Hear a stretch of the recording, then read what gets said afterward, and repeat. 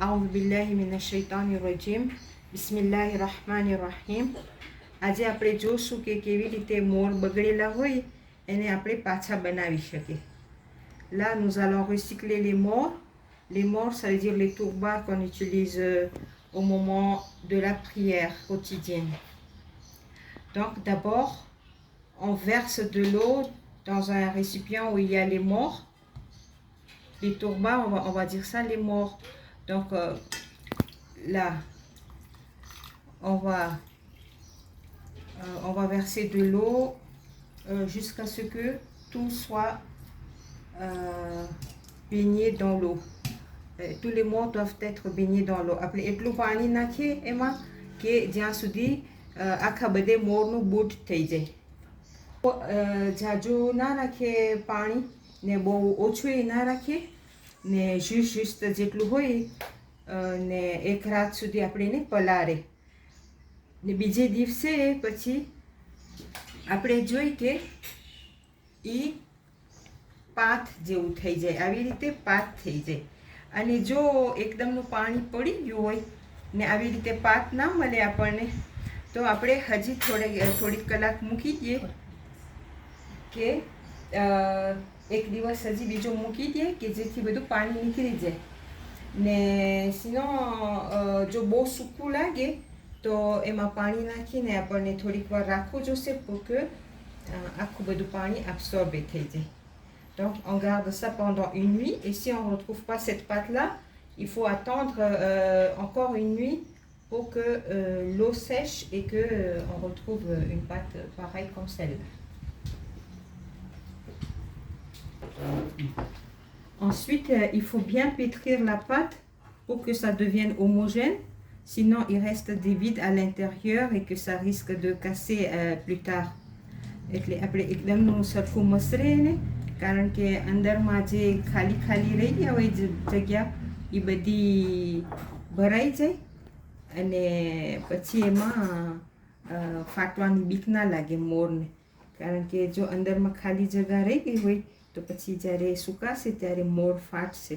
તો સરખી રીતે આપણે મસરે જરાક વાર ને આપણને એમ થાય કે આ પાથ હવે સરખો થઈ ગયો છે એક જ જાતનો. પછી આપણે એને વણે જરાક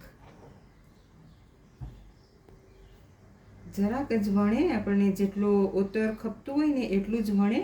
Et après avoir pétri la pâte, on la baisse au rouleau et on coupe avec une moule, avec une emporte-pièce.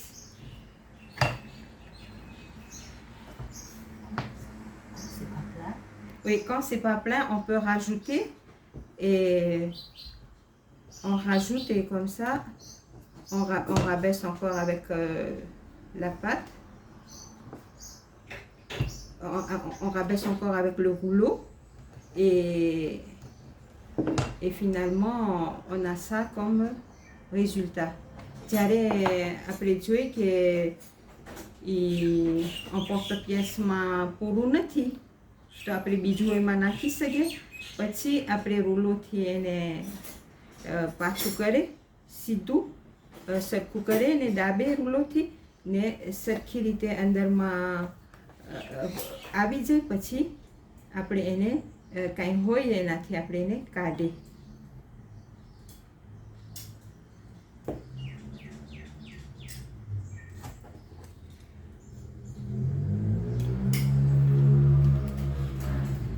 જ્યારે આપણને આ મોર મળી જાય પછી આપણે એને જરાક હાથેથી સરખો કરી નાખીએ.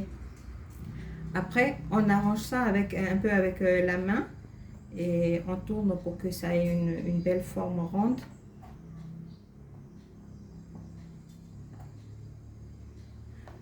Voilà, et on laisse sécher ces morts pendant une journée à l'ombre.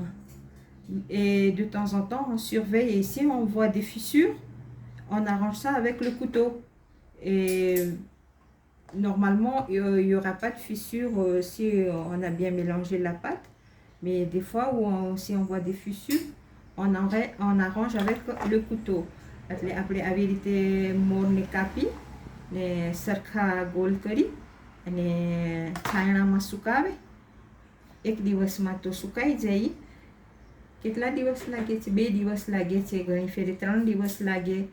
પછી એ જ્યારે સુકાતા હોય આપણે જરા વાર આપણે જોઈ અને જો એમાં આપણે જોઈ કે ફાટે છે તો આપણે છરીથી એને સરખું કરી નાખીએ કે જેથી જે ફાટતું હોય એ બધું સરખું પાછું થઈ જાય. તો એને છરીથી આરોજે કરતા જાય કે જેથી મોર ફાટેલા ના દેખાય. પછી આપણને 2 કે 3 દિવસ સુધી આપણે એને છાયણામાં સુકાવી અને પછી આપણને આ રિઝલ્ટ મળે છે.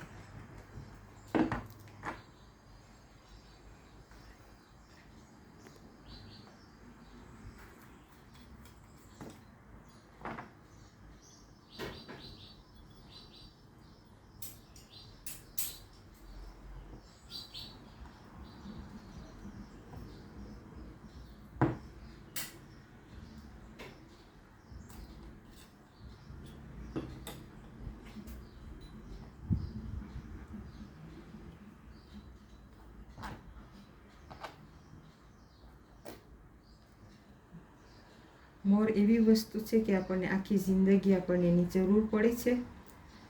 અને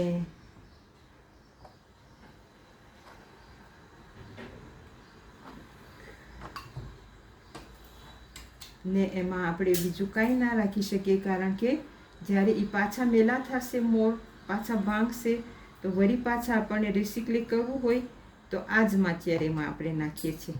પછી એમાં બીજું કાંઈ આપણે નથી નાખતા. એમાં આપણે બીજી કાંઈ ચીજ નથી નાખતા, એમાં તેલ કે એવું કાંઈ નથી નાખતા, કારણ કે એ પછી અંદરમાં રહી જાય તો એ મોર ફ્રાજીલ થઈ જશે. ને એસેન્શિયલ છે કે એમાં બીજા કંઈ માટિયાર મેલાંજ ના હોય તો આપણને શક ના હોય કે એમાં કંઈ છે. ને પાછું આપણને જરૂર પડે તો વળી પાછા આપણે આવી રીતે બનાવી શકીએ. તો વરસમાં મને લાગે છે 3-4 ફેરે આપણને જરૂર પડે આવી રીતે મોર બનાવવાના, કારણ કે આપણા મોર ઓલા થઈ જાય છે, પરસેવાવાળા જ્યારે મેલા થઈ જાય તો ઉપર કંઈક મેલ જેવું જામી જાય તો એ આપણું કોન્ટેક્ટ ના રહે. જેવી રીતે હુકમ છે એવી રીતે આપણા મોર નથી રહેતા તો જરૂર પડે છે ને આપણને પાછા કરવાના, અને ઘણા ભાંગી જતા હોય તો એ અવારનવાર આપણને આ મોર સરખા કરવા જોઈએ છે. આ છે બેન કરીમાં છે કે જે આપણને આ બધું દેખાડે છે, અને આપણે એના શુક્રગુજાર છે. ને ગુજારિશ છે બધે પાસે કે કરીમા માટે બહુ જ દુઆ કરે, એની સેવા તો તંદુરસ્તી માટે ખુદાઈને ખૂબ જ બરકત દે, લાંબી જિંદગી તંદુરસ્તી ને ઈમાનની સાથે અલ્લાહને નસીબ કરે.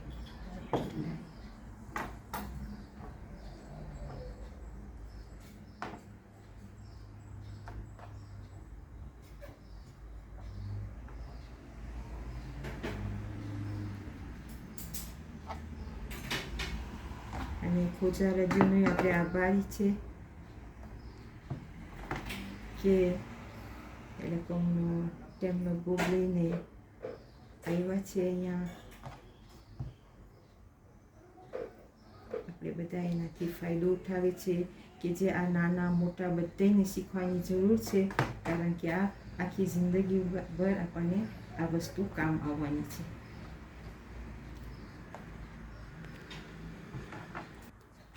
પછી આ મોર જે સુકાઈ ગયા છે એ મોર આપણને અહીંયા દેખાય છે આમાં.